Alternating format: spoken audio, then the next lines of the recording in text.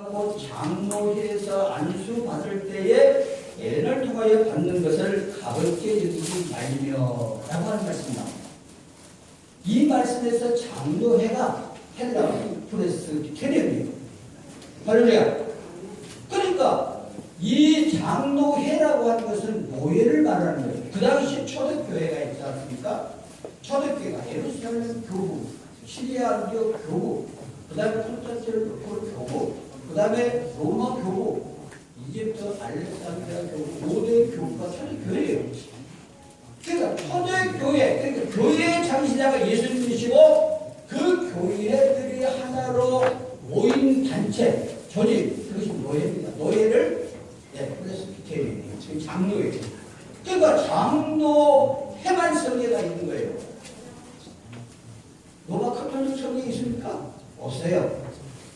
로마 카톨릭에서 나온 성공이 있습니까? 없습니다. 성공에서 감리교가 나왔죠? 교회에서 감리교 신교했잖아요? 없습니다. 그 다음에 감리교에서 오순절이 나왔어요. 오순절 성공은 다 나왔어요. 있습니까? 없어요. 오늘 많은 분들이 유대 종교에 대해서 잘 이해를 못하시는 분들이 있습니다. 역사에 대해서 성경에 보게 되면은 우리가 유대인들이 얼마나 하나님을 섬기면서 불순종하고 사악했는지를 우리는 성경을 통해서 잘 알게 됩니다. 과거를 그랬다 치더라도 왕조시대 때 여러분 보십시오. 솔로몬 때부터 타락 시대였잖아요. 솔로몬은 1000명이 넘어요. 그때부터 이방 여인을 데려다가 타락이 시작했고 이방 시대로 승리하기 시작했어요. 그래가지고 그 결과 이스라엘들이 남부로 갈라졌잖아요. 자, 북이스라엘로 갈라졌는데 북이스라엘 여러분 250년이 넘는 동안에 편안함 한 번도 없습니다. 그 다음에 남유다 왕국을 보십시오. 남유다 왕국도 250년이 넘게 지배를 했잖아요. 왕들이 20명이 나왔어요. 선하는 겨우 5명이에요. 그 중에 가장 하나님을 잘 최선을 다해서 섬기는 와상 종교 계획을 다니겠다는 왕이에요. 그 애는 얼마나 집착해요. 그래서 예수님 시대에 와서 어떻게 했습니까? 예수님 시대에 와가지고 예수님께서 유대인에 대하여 뭐라고 했습니까? 제가 무덤이라고. 속이 드러나는 거예요. 자, 예물은 멋있어요. 화려해요. 그럴싸해요. 그런데 속이 냄새나고 더럽다는 거예요. 가지가 것으로 가득 차 있다는 겁니다. 예수님은 한술 더 떠서 엄청난 독서를 뻗습니다. 뭐라고 했습니까? 뱀들아 독사의 자식들아. 어마어마한 거예요. 이 마귀 새끼들을 이렇게 너희들은 하나님하고 상관없어. 여호와 하나님 뭘 섬기면 뭘 섬겨? 너희는 전혀 상관없는 자들이야. 독사의 자식들이야. 라고 한 겁니다. 그런데 예수님께서는요, 점점 갈수록 유대 종교하고는 전혀 다른 행보를 하십니다. 안식일날 제자들이 밀을 두들고 탈곡이에요. 예, 성경에 보면 이스라엘들이 배고프면 나그네가 지나가다 남의 밀을 따서 비벼먹는 법적으로 정해져 있어요. 그게 정당한 거예요. 중요한 것은 안식일날 이렇게 탈곡을 했다는 거예요. 일했다는 거예요. 여러분, 하나님께서 인간에게 안식일 주는 것이 뭡니까? 하나님은 여기시고 시간과 공간을 초월하신 분이에요. 그렇기 때문에 휴식이 필요가 없어요. 인간에게 휴식이 필요한 거예요. 인간을 편안하기 위해서, 인간의 육신이 편안하기 위해서, 행복을 위해서 안식일을 주신 거예요. 그것이 근본 취지예요. 그런데 저희들은 자꾸 안식일을 갖다가 학대시키고 체계화시키고 그걸 갖다 사람들을 얼굴로 붙잡아서 비판하고 죽이고 그런 일을 했단 말이에요. 그런데 예수님의 제자들은 밀을 두고 또 38년 된 베데스다 목가에 있는 그 38년 된 병자도 혈류증으로 고생한 그 사람도 안식일날 돗자리 차려들고 하라고 그랬잖아요. 시비를 걸었잖아요. 누가 그랬냐고 물어보니까 나는 그 사람 잘 모르는 있는데 어떤 사람이 있어 들고 가라서 들고 왔다. 나중에 알면 알려주겠다. 그럼 그랬잖아요. 그래 만나갖고 또 예수님이 그랬다고 알려줘요. 그러니까 이 유대인들이 바리새인들이 열받은 거예요. 자, 그 다음에 더 놀란 것이 있어요. 예수님은 내가 아버지가 좀 있었다. 이건 안 되니 그냥 바글바글 쓰는 거예요. 내가 하나님의 아들이야. 이러는 거예요.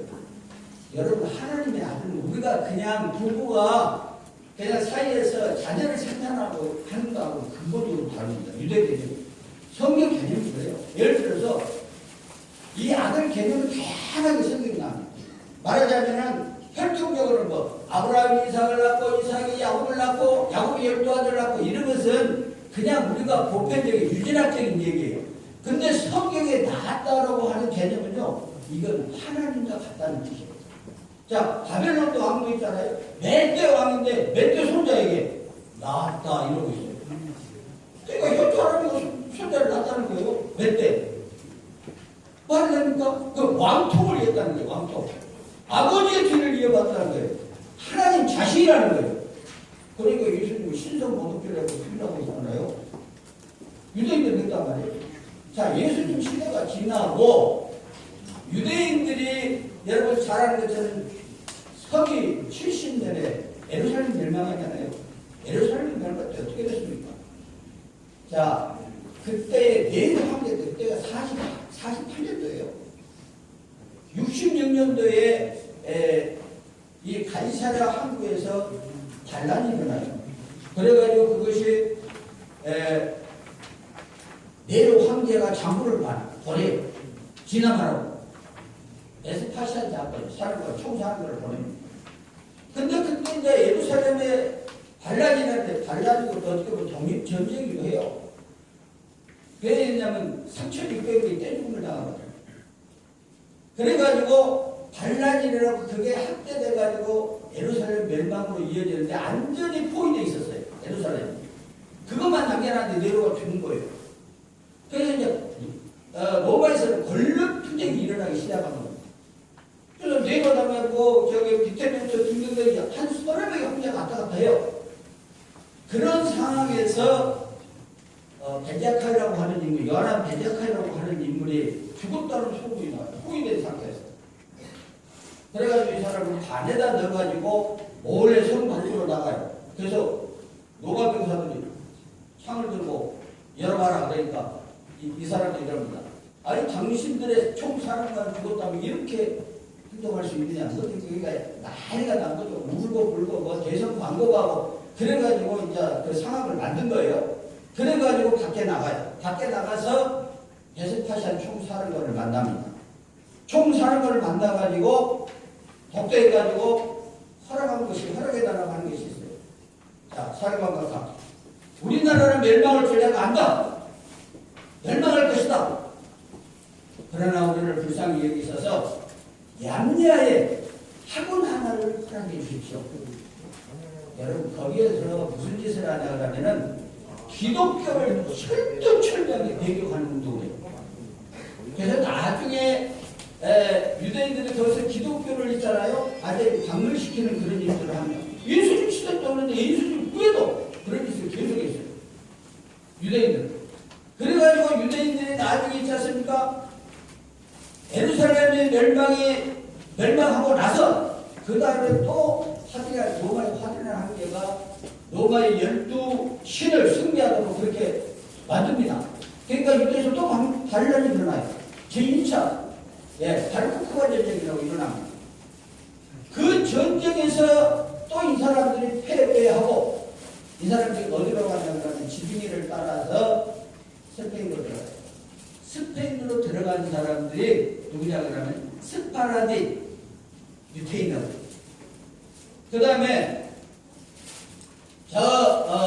말하자면은 비잔틴 제국 시대 때 카잘리아라고 하는 나라가 있어요. 카잘리아라고 하는 나라가 있는데 그때의 이 카잘리아가 말하자면은 비잔틴 제국의 협박을 받아요. 정치적 협박. 우리 기독교 근데 너희들 기독교로 개종해.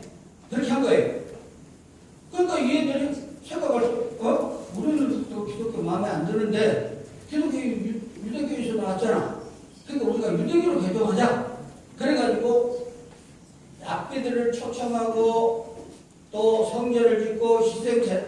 제사를 드리고 그래가지고 나중에 이 카자리아가 뭐냐면 유태교를 국교로 선포를 해요. 그러다가 이슬람 세력에 물려가지고 패배해가지고 유럽으로 들어갑니다. 독일로. 이 독일로 들어간 유태인들이 혈통적으로 아브라함 혈통이 아니죠. 아브라함 혈통이 아닌데 에스페레디 유태인이라고 해요.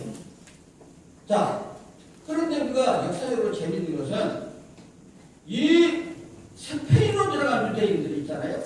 스페인으로 들어간 유태인들은 유태인답게 그 사람들은 뭐냐 그러면 까발라 그리고 탈무드 보게 되면 내용이 예수님은 마술사, 가늠한 거짓말쟁이 온갖 독소를 다 갖고서나요.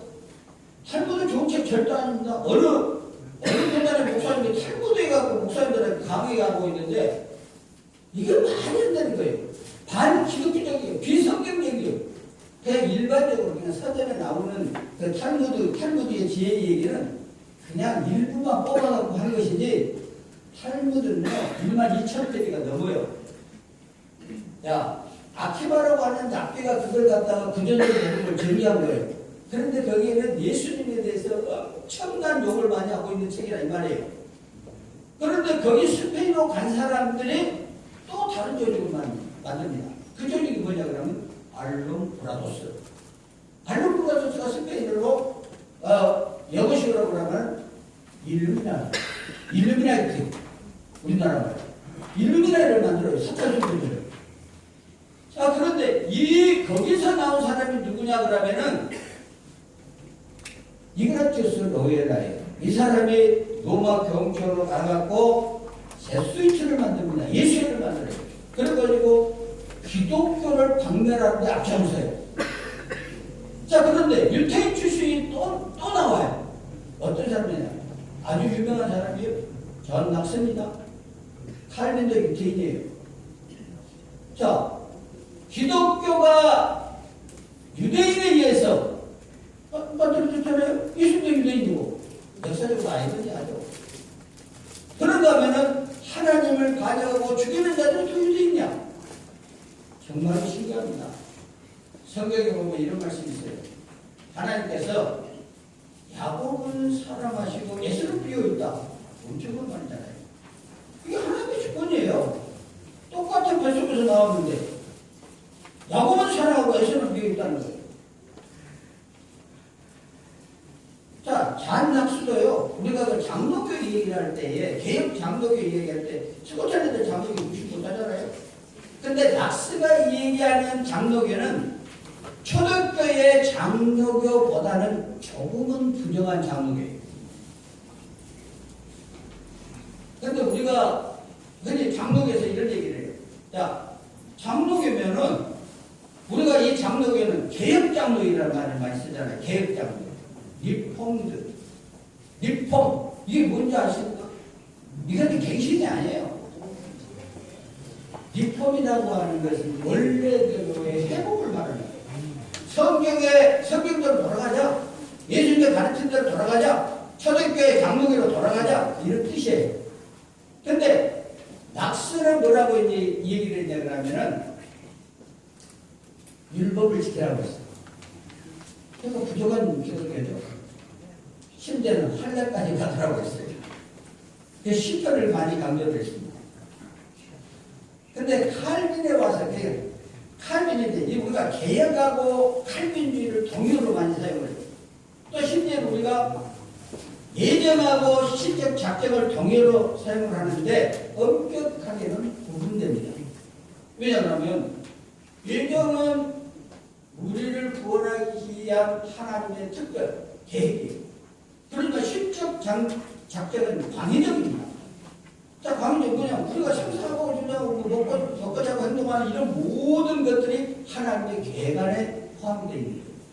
그래서 이게 되는데, 자, 우리가 칼빈주의와 개혁 장로교를 우리가 동요로 생각할 때는 이것도 같은 말인데 엄격하게는 구분이 된다는 말이에요. 왜냐하면 칼빈보다는 개혁이 문제입니다.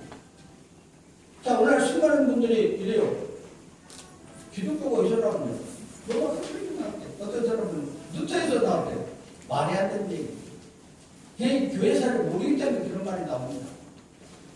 자, 개혁을 최초로 종교 개혁을 일으킨 사람이 체코 대학원장의 후스예요. 후스가 종교 개혁을 최초로 일으켰어요.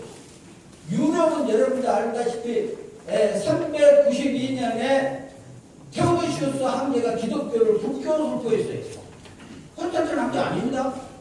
물론 수많은 목사님들이 콘스탄틴 황제라고 자꾸 얘기하는데, 콘스탄틴 황제는 밀란 칙령은 다른 종교와 대등하게 종교 자유를 주겠다는 거고, 테오도시우스 황제는 동로마 서로마를 다 다스릴 때의 기독교를 국교로 선포한 거예요. 어마어마한 사건이죠. 그래서 전 유럽이 기독교화가 되버린 거예요. 그때 이제 서로마 제국이 멸망을 했죠. 476년에 멸망을 하고 이제 로마 교구가 판을 치기 시작한 거예요. 그때 로마 교구가 여러 이단들을 다 수용을 해요. 그 감독들이 심지어는 펠라기우스, 삼일체 이단 등등 다 수용을 합니다. 바벨론 종교, 로마 종교 다 혼합돼요. 그러다가 그리고 590년에 그레고리우스 1세가 종교와 정치를 하나로 통합을 하면서 이른바 우리가 말하는 로마 카톨릭이 떠나본 거예요. 그래서 유럽은 있잖아요. 유럽은 그 당시에 스페인이 더 대국을 장악을 하고 있어요. 우리가 잘 아는 네덜란드 있잖아요. 스페인하고 전쟁을 했어요. 스페인. 네. 하나님 됐단 말이에요. 네덜란드 하나님. 그런데 또 제네바는 성격이 달랐어요. 제네바는 여러 전쟁을 했지만은 주교들이 강하게 했습니다. 일부 지역만 로마 카톨릭이 지배를 하고 있었어요. 프랑스는 그 당시 프로테스탄트인들, 개신교인들이 많이 모였고 카톨릭 세력도 있었어요. 프랑스의 경우. 그런데 제네바의 종교 개혁을 지도한 사람이 기욤 파렐이에요. 그 사람도 프랑스 사람입니다. 그래서 나중에 칼빈이 피신가지 않는 자기 친구가 이신치기를 발표를 해가지고 대학 총장이 이신치기를 발표해가지고 그것 때문에 그리고 또 현수막 사건이 일어나요. 그래가지고 그 사건 때문에 칼빈이 기소가 돼요. 그래가지고 자기 친구 컵이랑 그쪽 도망갈 수밖에 없었어요. 그래서 사실은 다른 데로 가려고 했는데 칼빈이 제네바를 쓰립니다. 그때 그 소식을 듣고 여러분 기욤 파렐이 칼빈을 만났어요.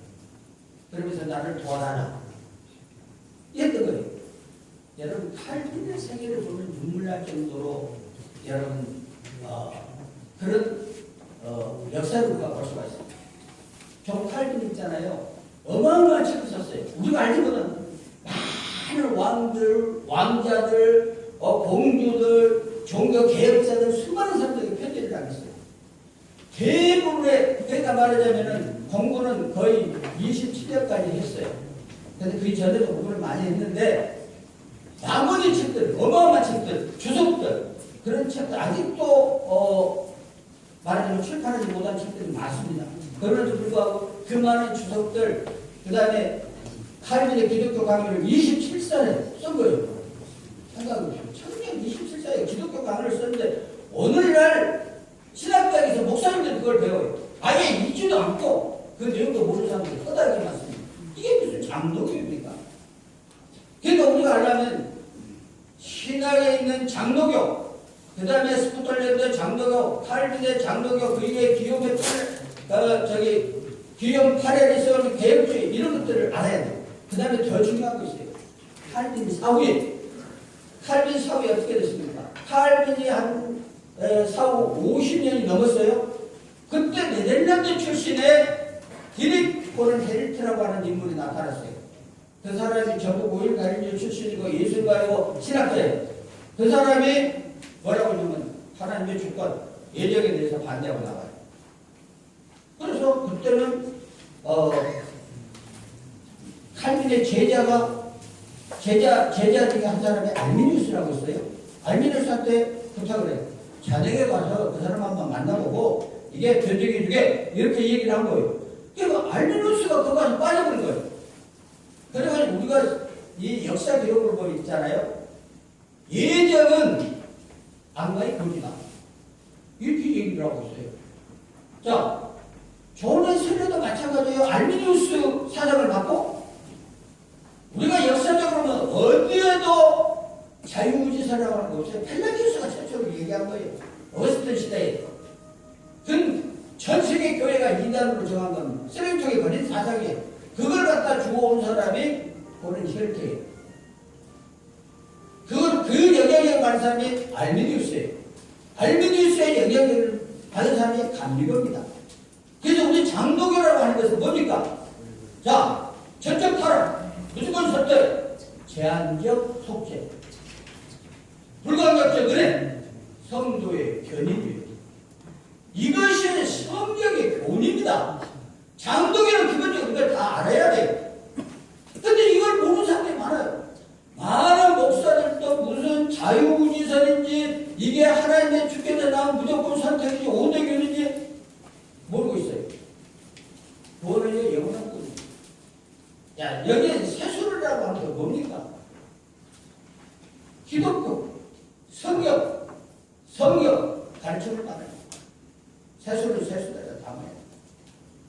헛것을 하면 터져요. 문제가 발생해요. 그렇다면은 우리는 하나님 안에 중생한 자잖아요. 중생이 뭐예요? 낫다, 새로 태어나다, 거듭나다, 그 뜻이잖아요. 재창조되다, 보라 내가 새 것이 되었다 하는 것이잖아요. 그럼 도대체 뭐가 잘못됐는 말이에요? 유대인보다도 못한 그런 생활을 하는 분들이 얼마나 많단 말입니까? 뭐가 새롭게 됐습니까? 개혁 장로교회는 여러분 변화돼야 돼요. 지금이 올해가 종교개혁 505년이잖아요. 우리 변화가 뭡니까? 칼빈은요,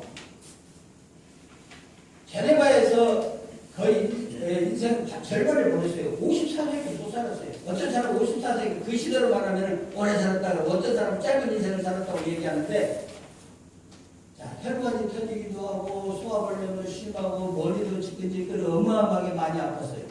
대부분의 책들을 경상에서 배우고 있습니다. 그리고 12살 때부터서 라틴어를 배우기 시작했는데요.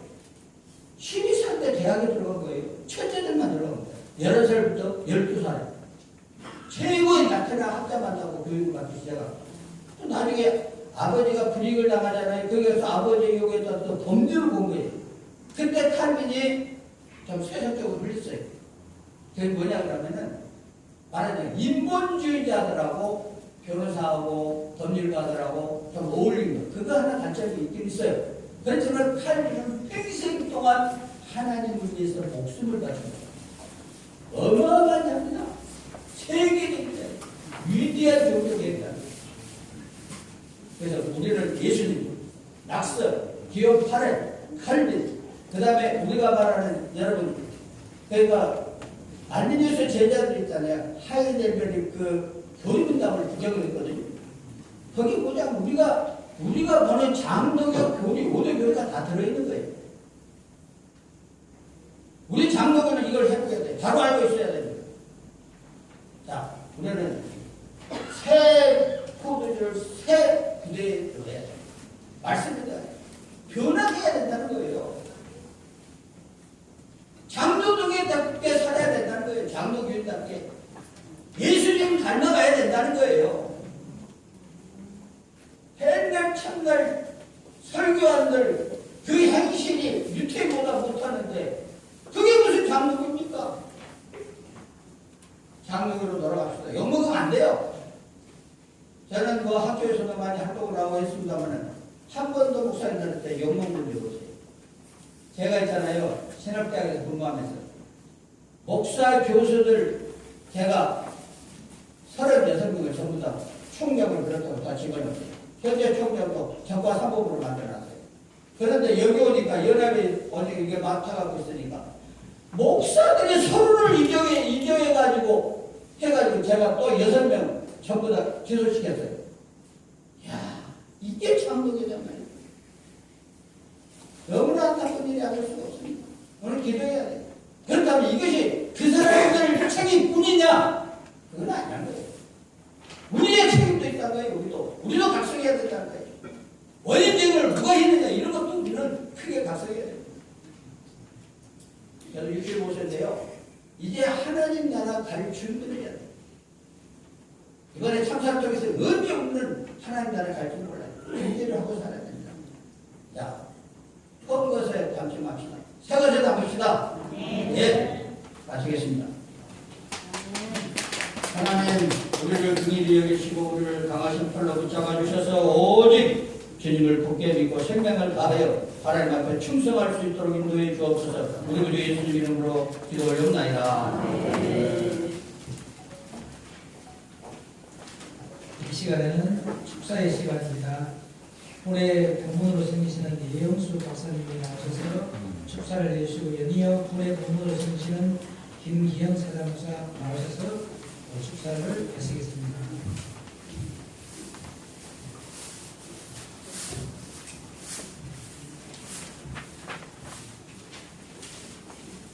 주님의 대표장님께서